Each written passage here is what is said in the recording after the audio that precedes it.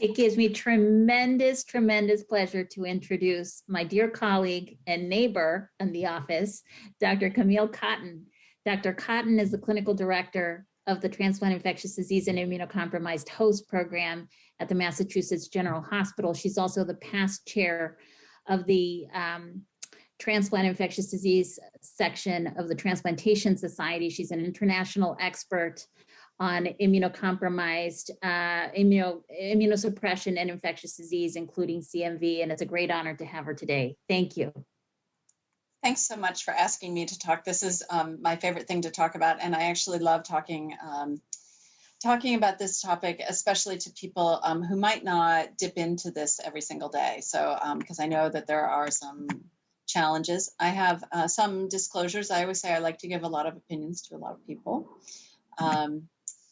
My learning objectives are just to really consider who is an immunocompromised host, think about methods for screening and vaccination prior to becoming immunocompromised, and think about management after immunosuppression. So it's really challenging because immunosuppression and immunocompromise involves a really broad spectrum. So important to think about the individual patient. Unfortunately, there really aren't good measures of the overall level of immunosuppression. This field is also rapidly evolving. You know, there are monoclonal antibodies and all kinds of therapies appearing left and right. But nonetheless, there's some familiar themes, and that's really what I'm going to focus on today.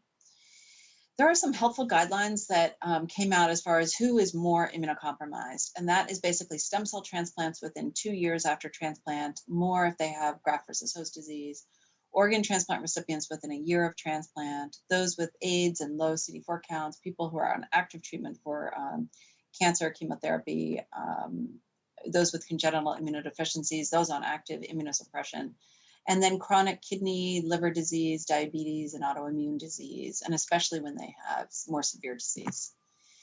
It's also helpful to think about who's less immunocompromised, and it's basically people who are more than 3 months out from chemotherapy, HIV patients with CD4 counts greater than 500, stem cell transplants more than 2 years out, those with asplenia and nutritional deficiencies, or on minor doses of steroids. So that's really helpful when I think about this. Overall, it is estimated that across the board, there are at least 10 million people who have some type of immunosuppression. And I think that this has been really highlighted for me this year during the COVID pandemic, because we know that many of these people are responding less well to vaccination. So I sort of feel like this is the population that may be somewhat left behind in this mass vaccination scheme.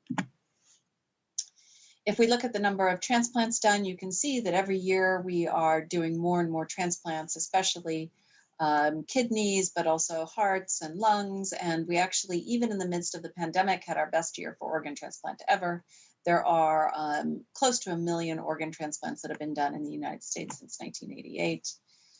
If we look at the number of stem cell transplants, there are both a good number of autologous, but also allogeneic stem cell transplants done every year, often with significant potential for complications. And then when we think about the immunosuppression, and this is always challenging, many people end up on at least 3 agents after organ transplant, but often people who are immunosuppressed end up on kind of a cocktail of multiple agents here. I highlighted some of the things that are more commonly used with organ transplant, but honestly, it can be multiple methods of immunosuppression and sort of a variety of different agents used. So that can be a real challenge. I often will double back and talk to the transplant team about the specific immunosuppression and how we can alter it, and also talk about further details. Really important for organ transplantation to think about the timeline of infection after organ transplantation. Usually that first month, that's when we see nosocomial or technical infections, technical related infections. And then opportunistic infections most commonly happen in the first 6 months. And if we give good prophylaxis, as you can see here, that avoids pneumocystis and various human herpes viruses, hepatitis B infection, various bacterial infections. And then if they are on that prophylaxis, we tend to see other things at lower rates. So we really can't alter the overall risk of opportunistic infection by good prophylaxis. And then more than 6 months out, that's when we tend to still see some of the opportunistic infections, but also community-acquired infections, and it can be a whole host of things. Never a dull moment, for sure. When we think about the biologic agents, we actually made a list in our Yellow Book chapter of various agents, the trade names, the mechanism of action, but these are all things that would preclude necessarily safe use of live viral vaccines, as you can see in this list. And I think it's worth thinking about the mechanism of action, perhaps reading the package insert. I often feel a little overwhelmed by the number of agents out there, and I usually have to look it up on an individual patient basis to see if they can get live viral vaccines. Patients are quite aware of this risk of infection associated with biologic and other immunomodulatory therapy, so they often are quite savvy heading into this. There was a beautiful review article published this past year by Davis et al. And in this, they look at TNF, they look at all the biologic and small molecule targeted immunomodulatory therapies and risk of infection. And as you can see here, they looked for, say, TNF alpha drugs, and like for all inhibitors, they have a significantly augmented risk of things like hepatitis B, reactivation, zoster reactivation, TB especially, that's a huge one, nocardia, listeria, the frequency is over here, pneumocystis, and then they broke it down by individual drugs. And some of the newer drugs do have a lower overall risk of opportunistic infection. They also looked at the anti-B cell agents, as you can see here, the indications and whatnot, and then the infectious complications of rituximab therapy that you can see are sort of augmented across the board, across all different indications, but especially things like hepatitis B are of special concern, I would say. And then I loved this table because it was, what are the biologic immunomodulatory agents with minimal or no increased risk of infection? Thank goodness for that. Lists the agent, the mechanism of action, and just overall that we are seeing really low rates with these. And I think increasingly with the newer therapies, we are seeing overall a lower risk of infection, which has been a focus. And then of some of the newer agents that tend to be more common, vedolizumab and Tevio overall has it's a targeted therapy. It really focuses on specific tissues. So overall lower risk of infection. Similarly with baricitinib, which is a JAK kinase inhibitor, and then ocrelizumab, similar to rituximab. And overall, that also has a relatively low rate of infection. So we are improving all the time. There's this great concept that was developed by Dr. Robert Rubin, who was sort of the grandfather of transplant infectious disease here at Mass General.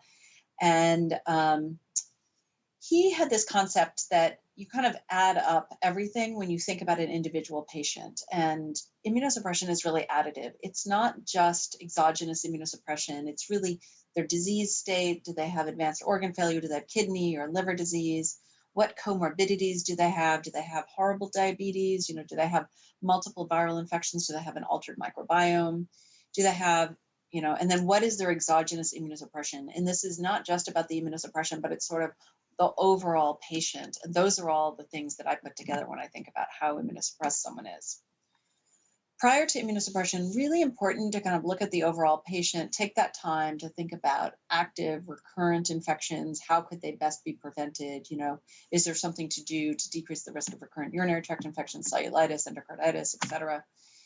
Optimize their vaccine status, think about good prophylaxis, think about really good patient and family education, especially with respect to infection risk, and then update all of their health maintenance issues. And for those of you that are primary care doctors, we really, really appreciate the input on just optimizing their health as much as possible. And that includes dermatology evaluation, dental evaluation, birth control, et cetera. But it's really a moment of opportunity to make sure that they're really fit as a fiddle heading into immunosuppression. This is what everybody at Mass General should undergo prior to immunosuppression. So hepatitis B panel, hepatitis C, HIV, TB screening, and then for those with risk factors, strongyloides, Chagas disease, and for those getting natalizumab, JC virus antibody. So there's sort of an easy panel you can see here that we would recommend for everyone undergoing immunosuppression. Prior to organ transplant, we have a slightly bigger panel, and then this column shows who to vaccinate if negative, and it's basically vaccinating against hepatitis A, hepatitis B, chickenpox, and MMR if they are negative. There also have been excellent guidelines that were published. We have a whole transplant infectious disease guideline section with over 40 articles in this issue of clinical transplantation, and we talk a lot about ways to teach immunocompromised patients about many different topics and avoiding problems. Let's talk a minute about testing for tuberculosis, because I always get a lot of questions about that. But basically, the CDC and WHO said that anyone who will have a weakened immune system should undergo TB testing. It's really important to think about this as a composite of medical history, epidemiologic risk factors, skin testing, IGRA testing, and radiographic findings. But no, it's not just testing alone. It's sort of the history and everything put together. The new T-spot TB and quantiferon gold testing is specific for tuberculosis. It's generally more sensitive than skin testing in immunocompromised patients. And really importantly, this is not positive if they had prior BCG vaccine. So for people who say that their positive PPD is from BCG vaccine, sometimes this can help tease that out. There's also this amazing online TB calculator that if you're sort of wondering how to interpret everything, this is super helpful. It's out of McGill. It really gives a good answer. And I find it helpful both for the clinician, but also for the patient, because it talks about overall lifetime risk of developing tuberculosis. Now let's switch to vaccines. You can see here that every year the ACIP, of which I'm now a voting member, develops these guidelines. And you can see there's a really nice table for immunocompromised and which vaccines are recommended. And then, things like live influenza, MMR, and live varicella are not recommended for this population. And then it breaks it down for like heart and lung disease, kidney disease, liver disease. So that's actually a super helpful table. I actually have this as a dot phrase in EPIC. Timing for vaccines, as much as possible, give vaccines earlier, try to give it before the intense immunosuppression is started, try to give at least 2 weeks before you augment their immunosuppression or give them another dose of rituximab. Live viral vaccines should never be given for people who are on active immunosuppression, and they do need to be off immunosuppression for at least a month, depends on the details of the immunosuppression, and then for at least a month afterwards. So it may not be possible due to chronic disease states and risk of disease flare, but that's important to think about. Shingles vaccine. So shingles vaccine is challenging because we've had a lot more immunocompromised hosts undergo shingles vaccine, but nonetheless, the ACIP has not yet made a recommendation, as you can see here, for this gray box. And in the chapter I wrote in Up to Date with Kevin Winthrop, we sort of said that we would think about it for patients who are relatively stable, but in organ transplant patients who could have rejection precipitated or people who are not stable, we don't recommend Shingrix. So this is the not live, but recombinant protein format of the shingles vaccine. We don't necessarily recommend this unless people are really like rock stable and low dose immunosuppression and whatnot. So this is never something that needs to be given with acute flare of autoimmune disease, et cetera. And then switching topics. So for people who are not protected against chickenpox, there are recommendations that if they are on low dose immunosuppression, they could get chickenpox vaccine.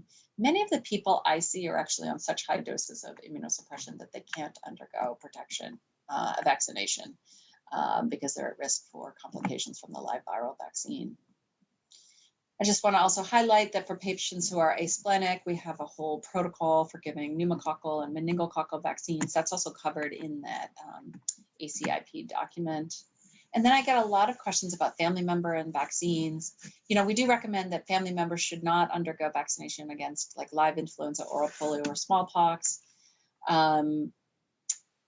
And they can get varicella vaccine, they can get MMR and yellow fever. And we don't know about rotavirus, but I basically recommend a lot of hand washing, and there's never been any documented transmission. Now, after transplant, either bone marrow or organ, we do recommend good antiviral prophylaxis.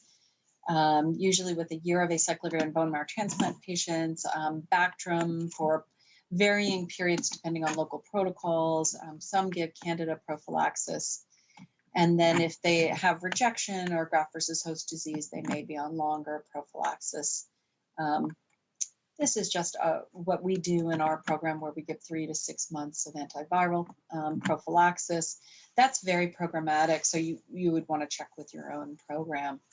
I will say that for immunocompromised patients, Bactrim is a wonder drug. We do recommend it for people who are on 15 to 20 milligrams of prednisone for at least 2 weeks or longer, and then lots of other immunosuppression. I usually kind of look at the net state of immunosuppression and think about their risk of pneumocystis. But this does prevent all of the above, so it's a wonder drug. What about this question? So this is an audience response question. So which of the following infectious disease-related treatments has the most potent drug interactions with tacrolimus and cyclosporin? So why don't you go ahead and vote.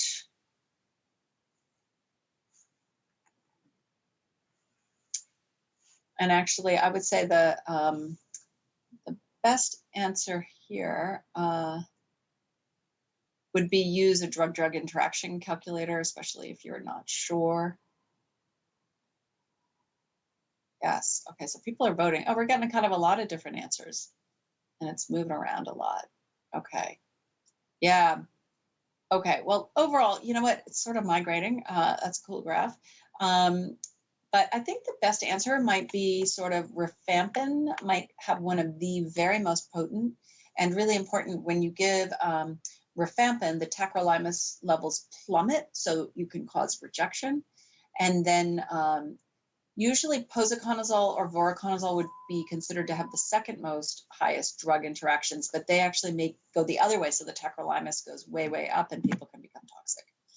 But really important to know with transplant patients, if you're not sure when starting a medication, definitely use a drug-drug interaction calculator. I do want to highlight that we are now using HIV-positive organs for HIV-positive recipients. That's only a research protocol, but this is pretty novel and pretty exciting work. We also are using a lot of hepatitis C positive donors. About 15% of donors in New England are hepatitis C positive, and we are giving them to negative recipients and then treating them afterwards very, very successfully. This decreases time on the list and really enhances our ability to use otherwise good organs. So when we think about infectious syndromes, this is generally influenced by, the depth of immunosuppression, whatever prophylaxis they're on, what are the holes in the prophylaxis that they're on? What is their prior history? What have they had in the past? What's their epidemiology, their exposures, and what is their colonization? So for diagnostics, it's really important to be as aggressive as possible. I tend to try to avoid doing a lot of empiric therapy. It's really hard to do a lot of cultures, tissue biopsies, serology, molecular diagnostics, pathology, bronchoscopies, invasive diagnostics, but to get the best diagnosis for the best outcomes. Who gets fungal infections? It's a whole, it's not so common, but when it happens, it can be quite severe. So we can see candidiasis, cryptococcal disease, invasive aspergillus, and mucor, especially in those that have more potent net state of immunosuppression. Really important to kind of be aware of this, think about sending appropriate studies, et cetera. And then for fungal diagnostics, really important to get as much tissue as you can. We don't usually need to send fungal isolators anymore. I do work closely with pathology, looking at biopsies and whatnot. People rely a lot on fungal markers on blood for non-invasive diagnosis, but I do want to emphasize that in general, these are not very useful. Cryptococcal antigen is the one that's the most sensitive and specific for cryptococcal disease. We see a lot of false positives and false negatives with glucan and galactomannan and aspergillus PCR. So I do send them, but don't rely on them too much. They're sometimes helpful, but often misleading. So just be cautious. And I rely a lot on guidelines. As I mentioned, this issue of clinical transplantation in September 2019 has amazing, amazing amount of information on management of transplant patients. We've had 3 versions of the CMV guidelines published, and that's actually one of the most well-read articles in the journal Transplantation. We're about to start a 4th version of those guidelines. There are many IDSA guidelines that are incredibly helpful. And then never hesitate to reach out to either your local transplant ID expert, or, you know, I'm happy to discuss by email or whatever. But never hesitate to reach out, because it is a pretty specialized field. So just here's another audience participation question. So a 35-year-old priest with an ANCA vasculitis on treatment wants to go on a mission to the Brazilian Amazon. For the yellow fever vaccine, you say, A, proceed with a yellow fever vaccination. B, write him a yellow fever waiver letter on your letterhead. C, have him avoid bites, use DEET, and go to a travel clinic for a yellow fever waiver letter. Or D, encourage the use of DEET and hope for the best. So what do people think? Go ahead and vote.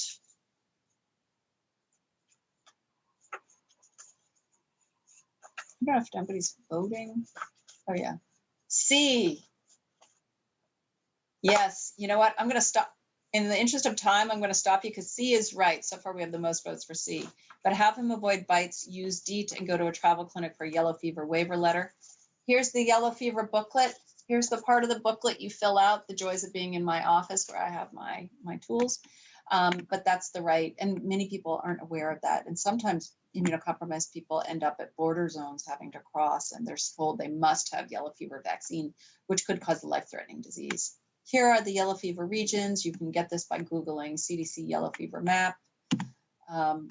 Really important that if your immunocompromised hosts are traveling, that they get appropriate vaccines and appropriate counseling. There are things like dengue fever, chikungunya, other things that could really be problematic for your immunocompromised hosts. And just, you know, what about organ transplant or immunocompromised host and COVID? We did see fairly devastating illness early on. That was really tragic. We had about an overall 20% mortality rate in the first 3 months for people who were hospitalized with COVID-19 after organ transplant. That dipped down to about 11% in the second half of 2020. Fortunately, it decreased. And we do know that in general, we're seeing less efficacy of vaccines and more breakthrough infections. So for now, we are recommending that immunocompromised hosts retain many of their infection control precautions until we have more information as to how to measure vaccine efficacy. So my cardinal rules of immunosuppression and infection in 2021 would be, first and foremost, prepare your patient for immunosuppression. I do think there's a great role for primary care doctors and also specialists, including either nephrology or hepatology, but also infectious disease. I often see these people once and kind of try to help things and prepare them for avoiding problems. I really think that prophylaxis and vaccines change everything, both primary prophylaxis and secondary prophylaxis, but never hesitate to use these prevention methods. And whenever we're seeing people, think about the source of the infection. Is it from the donor, the recipient, blood products? Is it geographic? You know, you have to kind of think out of the box for these folks. And do think about broad and early diagnostics. And then for antibiotics, as Dr. Letourneau covered so nicely, you know, really important to cover appropriately. And in this population, cover broadly. They are at increased risk for resistant infections and whatnot, but then narrow accordingly and narrow as rapidly as you can. So thanks a lot for your attention, and I'm happy to have questions. Thank you, Dr. Kotton.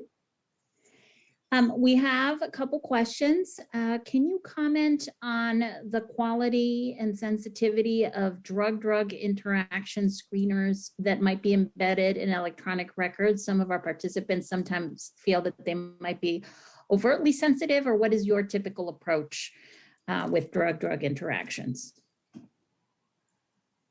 Oh, that's kind of a good question. I've been struggling with this. I feel like I do it in Epic, and I feel like I don't always get the information I need. I personally often flip into Micromedex, and through UpToDate is how I do it. And then I often spend quite a while contemplating. Yeah, I know we get a lot of messaging, and I don't know that all of it's right. So I share your struggle. Sometimes it's helpful to either include a PharmD or actually just talk to the transplant team. There's a lot of messaging. I agree that some of the messaging is overly sensitive and will tell you about like azithromycin interactions that honestly it's not important, or quinolones are not important. And then yeah, so, but some are super important. So it's hard to tease out like level of importance. I agree. That's a great question. Couple questions on COVID in this population. Did patients who are on immunosuppressants fare better given some of the hyperinflammatory syndromes? No, we thought about that. We were hoping that somehow they would, like the tocilizumab thought process would. No, it seemed that they had higher mortality, unfortunately. I think they also had comorbidities, and people often, if they're immunocompromised, they often have multiple issues going on, and diabetes and obesity and chronic lung disease or heart disease. So it's polyfactorial, but unfortunately they did worse. I know. Can you comment on the splenectomized patient? Are there any special precautions? Do you ever avoid live vaccines with this population or have any other strategies in their management? Well, so in general, there's sort of like different categories of splenectomy. Some people might have just had like, I always hear fell off a bicycle and, whatever, needed a splenectomy for trauma. And then those guys know I like keeping their vaccines, their meningococcal and pneumococcal vaccines up to date. Then there's, so I don't worry too much about them. I guess then there are other people who've had splenectomies who might have a lot of other health issues going on.